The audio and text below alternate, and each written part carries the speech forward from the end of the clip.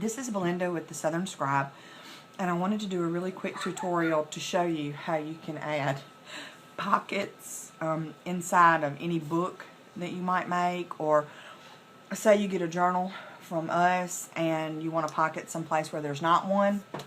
I'm going to show you really quickly how you can add that to any book. First thing you're going to have to do is know what the measurements of your pocket are going to be.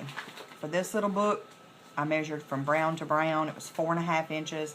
So I know that a 4-inch wide pocket's going to fit really good right there. And I like the height of 3 inches for a pocket. That's just a good depth for the tags. So 4 inches by 3 inches is what I want my pocket. I'm going to have to cut my paper a little bit bigger than that because I'm going to fold it in to raise it up off the page to make it a pocket.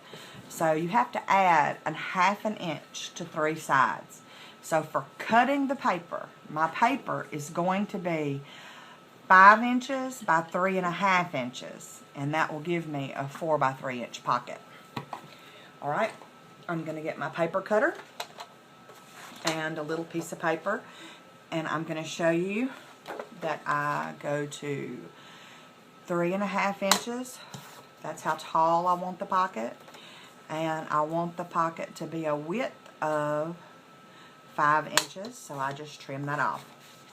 The next step is going to be to fold the paper, and the best way to do that is with a scoreboard. I love my Martha Stewart scoreboard.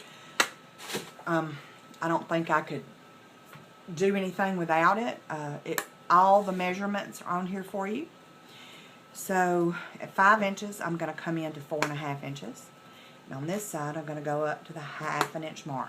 That's going to give me 1/2 inch on each one of those sides. I rotate it, score it at 3 inches across the bottom. Okay, that's all it is to scoring. Now, once you've scored it, you take a good look at the bottom corner where you've scored, and where your lines intersect, it makes a little square. Can you see that right there? Probably not, but I'm going to cut that out on both sides because that will reduce bulk and allow the pocket to lay down a little bit better for you. Okay? And then you fold the paper up on each one of the crease lines. Okay? And the way that I like to assemble a pocket is I like the sides in first with the bottom on the outside. That way you don't have any drag on the inside. Nothing gets caught up. So I take my tape gun and I run it down both sides, and I secure my bottom up, and then I run tape along the bottom. Now, to show you another trick that I do, I'm going to use this scratch piece of paper. I use a little bit of craft glue. You want some, this is Craft Bond by Elmer's. You want a fast dry, clear dry glue. It's not going to take much because you've already got tape. You're just going to do a little wiggle line over that tape. It adds a little extra strength to the pocket. I put it down, and this would be, you know, inside your book flap or on your book page, wherever you're adding the pocket. And you can rub it with your fingers. You can use a brayer. I have a brayer, so I'll go over it with that. What that does is reduce air bubbles between the tape and the glue and the paper, and allows it all to bond really good. And that's pretty much all it is to it.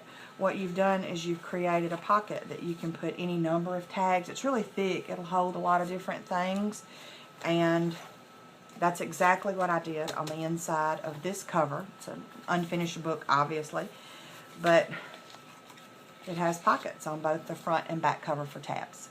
And that's all it is to it. Thanks.